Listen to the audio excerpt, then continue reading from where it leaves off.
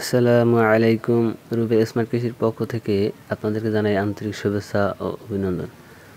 প্রিয় দর্শক, আজকের আপনাদেরকে নিয়ে এসেছি আমার শসা প্রজেক্টে।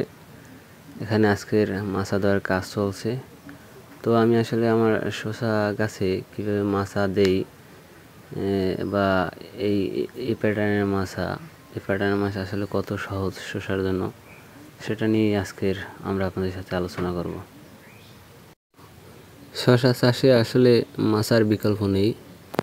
আপনারা যদি শসা চাষ করে থাকেন তো অবশ্যই শুধু শসা না, যে সবজি চাষ করেন মাছায় চাষ করার চেষ্টা করবেন, কেননা মাছায় ফলের সেটিং অনেক বেশি হয় এবং ফলের আকার আকৃতি কালার খুবই সুন্দর হয়। সেজন্য অবশ্যই আমরা মাছা দেব এবং সেটা হবে প্যাটার্নের মাছা।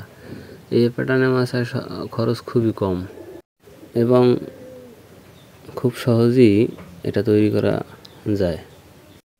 একটু যদি লক্ষ্য করেন আপনারা, এখানে আমরা 2টা বাতা দিয়েছি, 2 সাইডে 4 ফুটের বেড করেছি এবং 2 সাইডে 2টা বাতা দিয়েছি বাঁশের।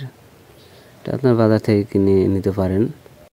এরপরে আমরা উপর থেকে রশি, এই যে দেখছেন রশি, এই রশিটা আমরা সুন্দরভাবে টেনে দিয়েছি, সোজাভাবে আপনারা টেনে দিবেন। এরপরে কাজ হচ্ছে আপনার 2 পাশ দিয়ে জাল উঠে যাবে এবং এই 2 সাইডের জাল দিয়ে আপনার 2 সারির গাছ উপরে উঠে যাবে। ভিতরে যদি আপনারা দেখেন, মাঝখানে আমরা একটা রশি দিয়েছি, টানা রশি। এখানে আসলে ফলের ওয়েটের কারণে সমস্যা হতে পারে, সেজন্য মাঝখানে আপনারা একটা চিকন টানা রশি দিবেন। তাহলেই দেখবেন আপনাদের মাছাটি খুব সহজেই তৈরি হয়ে গেছে। আসলে এখানে আমি তেমন কঠিন কিছু দেখি না, খুবই সহজ। মাছাটা একদম সিম্পলের ভিতরেই দেওয়া যায়।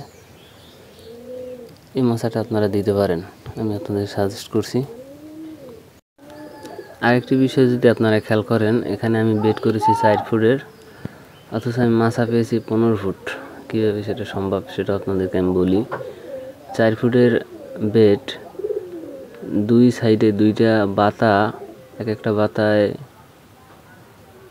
7.5 ফুট, তার মানে 2টা বাতায় 15 ফুট আমি এখানে পেয়েছি মাছা।